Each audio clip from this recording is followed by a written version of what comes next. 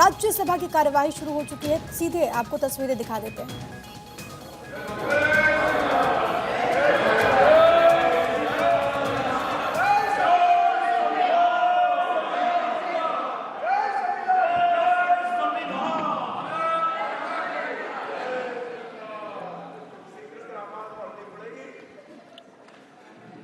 Honorable members, I am pleased to extend birthday greetings to honorable members of Parliament, Shri Abdul Wahab के साथ मुझे सभा को अपने पूर्व साथी के निधन के बारे में सूचित करना है।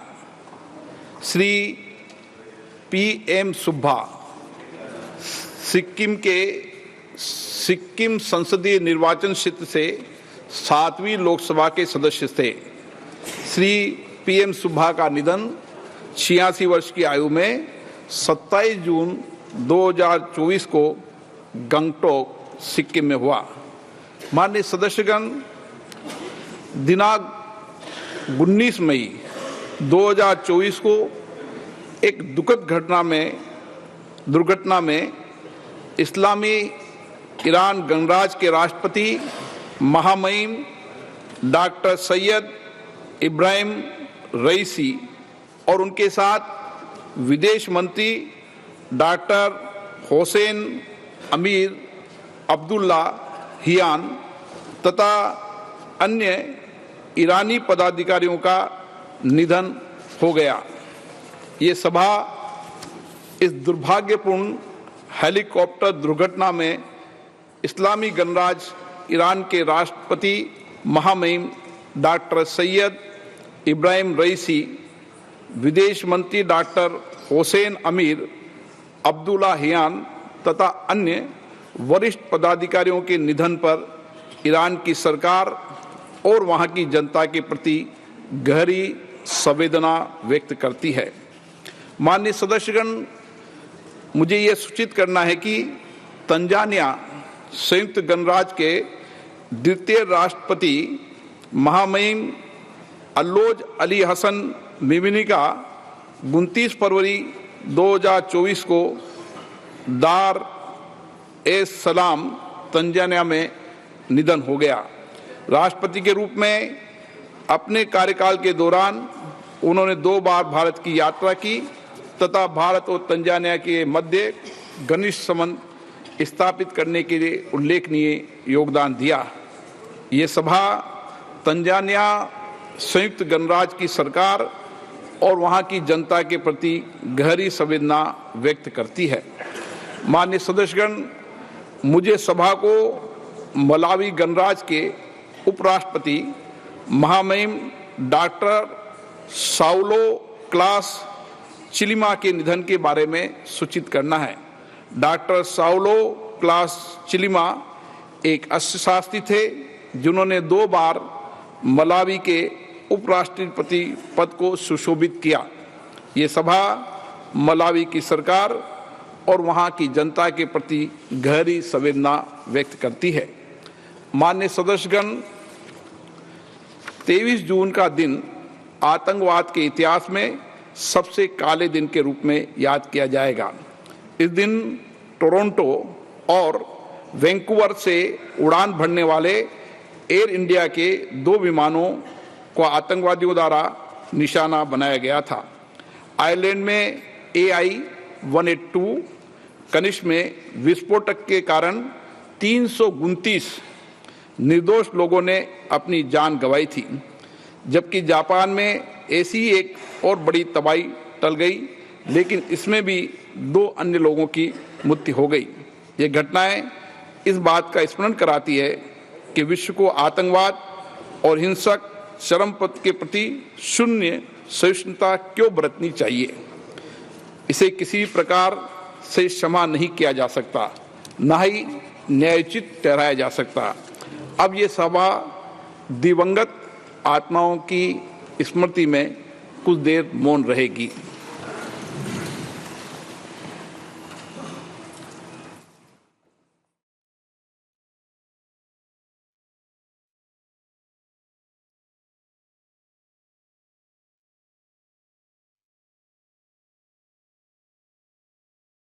माननीय सदस्यगण, मुझे आपके साथ साझा करते हुए अत्यंत प्रसन्नता हो रही है कि भारतीय पुरुष क्रिकेट टीम ने 29 जून 2024 को बारबाडोस वेस्ट इंडीज में T20 क्रिकेट विश्व कप जीतने में सफलता प्राप्त की है।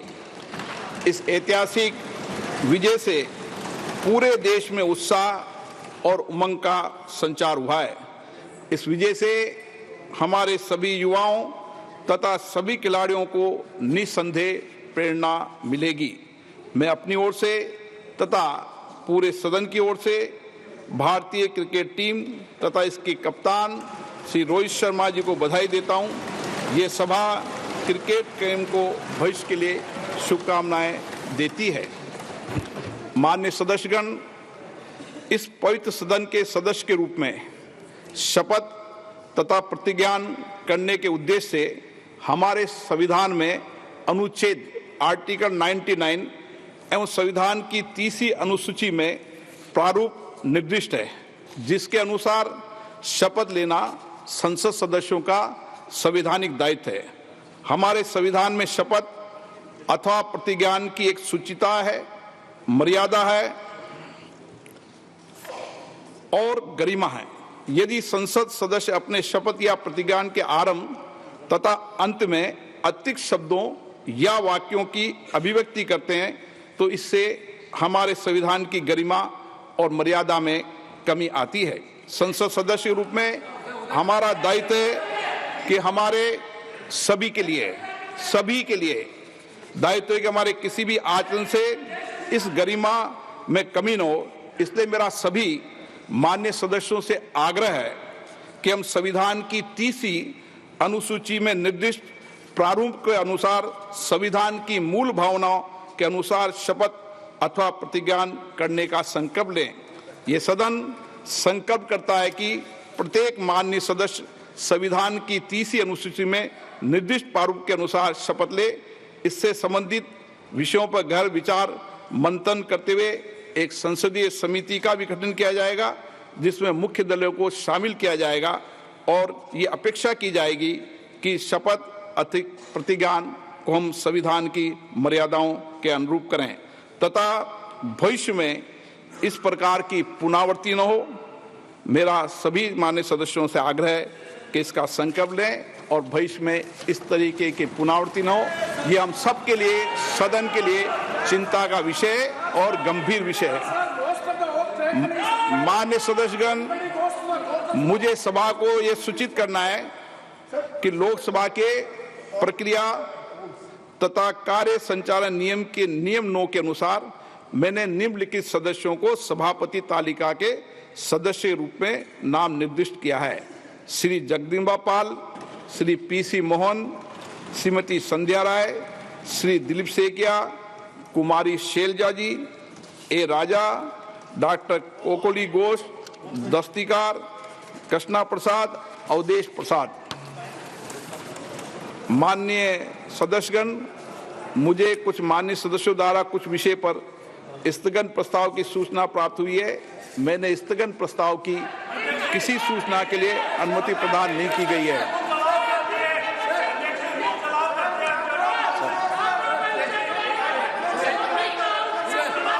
माननीय सदस्य नियम अलाउ करते हैं, लेकिन अध्यक्ष ने व्यवस्था दे चुके हैं और अध्यक्ष का निर्णय अंतिम होता है। माननीय वरिष्ठ वकील हैं। ओके। सभा पटल पर रखे जाने वाले पत्र आइटम नंबर 2 श्री अर्जुन राम मेघवाल। आदरणीय अध्यक्ष जी, मैं आज की पुनरीक्षित तारीख सूची में मेरे नाम के सामने क्रम संख्या 2 पर उल्लेखित कागजात पत्र हिंदी और अंग्रेजी में सदन के पटल पर रखता हूँ। धन्यवाद। एक बार बैठेंगे? हाँ, एक प्लीज, एक विषय। माननीय सदस्य प्लीज माननीय सदस्य, माननीय सदस्यगण, एक विषय मेरे लिए गंभीर चिंता का विषय है। अब सदन भी इस पे चिंता व्यक्त करें। कई माननीय सदस्य बाहर ये आरोप लगाते हैं कि माननीय अध्यक्ष या पीठासीन अधिकारी या आसन पर बैठे व्यक्ति माइक बंद कर देते हैं। आप वर्षों तक, आपको कई साल हो गए, आपका अनुभव है, मेरी बात सुनिए, आपका अनुभव है, आप मुझसे भी वरिष्ठ हैं, आप पुराने सदन में भी हैं, नए सदन में भी हैं। आसन से एक व्यवस्था रहती है, जिसका नाम पुकारा जाता है वो अपनी बात कहता है। आसन व्यवस्था दे देती है दूसरा नाम, तो दूसरा पुकारा जाता है। आसन से व्यवस्था के अनुसार माइक का कंट्रोल चलता है। माइक का कंट्रोल रिमोट कभी भी आसन पे बैठे वाले व्यक्ति पे नहीं होते। आसन पर आप भी बैठते हैं, सब दल के व्यक्ति बैठते हैं, और सभी दल के सभापति तालिका के सदस्य इसी तरीके से सदन चलाते हैं, चाहे किसी भी दल का सदस्य हो, और ये आसन की हमेशा मर्यादा रही है। इसलिए मेरा आग्रह है, आप कभी भी कोई भी व्यक्ति सभापति तालिका पर आसन पर बैठे हैं, इस तरीके का आक्षेप नहीं करेंगे तो उचित रहेगा। संविधान की मर्यादा के अनुसार रहेंगे। माननीय सुरेश जी भी बैठते हैं, सुरेश जी ने कभी किसी का माइक हाथ में क्या, आपके माइक कंट्रोल है क्या? कंट्रोल है क्या? नहीं है ना? फिर बोलो नहीं है। सुरेश जी ने कहा नहीं है कंट्रोल। आप सुरेश जी की बात नहीं मानते? No. Item number 3 Shri Pankaj Chaudhary ji. अध्यक्ष जी, मैं आपके संशोधित कार्यसूची में मेरे नाम के सामने मत संख्या 3 पर वर्णित कागजात आपकी अनुमति से सदन के पटल पर रखता हूं। Item number 4 doctor P Chandrashekhar. Honourable speaker, माननीय अध्यक्ष महोदय, आपकी अनुमति से आज की पुनरीक्षित कार्यसूची में मेरे नाम के समक्ष क्रम संख्या 4 में दर्शाए पत्रों को सभा पटल पर रखता हूं। 6 श्री सुकांत मजूमदार। ऑनरेबल स्पीकर, माननीय अध्यक्ष महोदय, आपकी अनुमति से मैं आज की पुनरीक्षित कार्यसूची में मेरे नाम के समक्ष 6 पर दर्शाए पत्रों को सभा पटल पर रखता हूं। 5 श्री अर्जुन राम मेघवाल। धन्यवाद अध्यक्ष जी। मैं आपकी अनुमति से अपने साथी मंत्री श्री कीर्तिवर्धन सिंह के नाम के आगे उल्लेखित दस्तावेज जो क्रम संख्या 5 पर अंकित है, आपकी अनुमति से सभा पटल पर रखता हूं। Item number 7 Shri Rajbhushan Chaudhary. महोदय, मैं आज की संशोधित कार्य व्यवहार की सूची के क्रम संख्या 7 में अपने नाम के सामने उल्लिखित कागजात सभा पटल पर रखता हूं। Item number 8 Shri Kiren Rijiju ji. With your kind permission I rise. आपकी अनुमति से यह प्रस्ताव करता हूं कि राज्यसभा 7 सदस्यों को राज्यसभा से लोक लेखा समिति के साथ सहबद्ध करने के लिए जो 30 अप्रैल 2025 तक और इस सदन को सूचित करे उन सदस्यों के बारे में जिसका नाम निर्देशन राज्यसभा से हुआ है। प्रस्तुत प्रस्ताव को स्वीकृत किया जाए। जो सदस्य इसके पक्ष में हाँ कहें, जो सदस्य विरोध में ना कहें। मेरे विचार में निर्णय हाँ वालों के पक्ष में, हाँ वालों के पक्ष में प्रस्ताव स्वीकृत हुआ।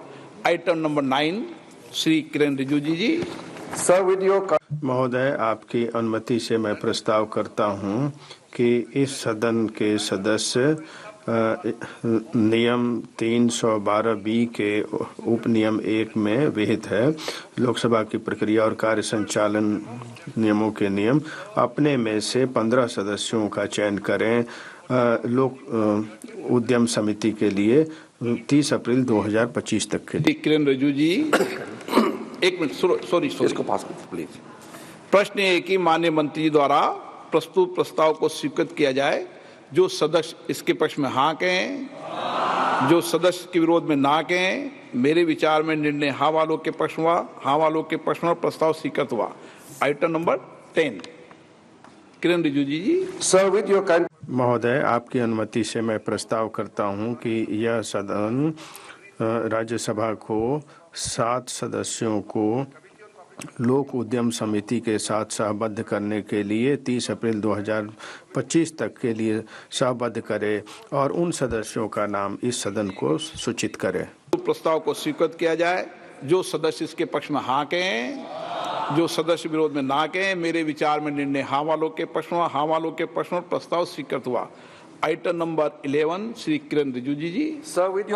महोदय, आपकी अनुमति से मैं प्रस्ताव करता हूं कि इस सदन के सदस्य नियम 331B के उपनियम 1 के तहत लोकसभा की प्रक्रिया और कार्य संचालन नियमों के नियम अपने में से 20 सदस्यों को अनुसूचित जाति जनजाति समिति के लिए सब चयन करें, जिसका कार्यकाल 30 अप्रैल 2025 तक होगा। किया जाए। जो सदस्य इसके पक्ष में हाँ कहें, जो सदस्य विरोध में ना कहें। मेरे विचार में निर्णय हाँ वालों के पक्ष में, हाँ वालों के पक्ष में स्वीकृत हुआ। आइटम नंबर 12 श्री किरण रिजिजू जी।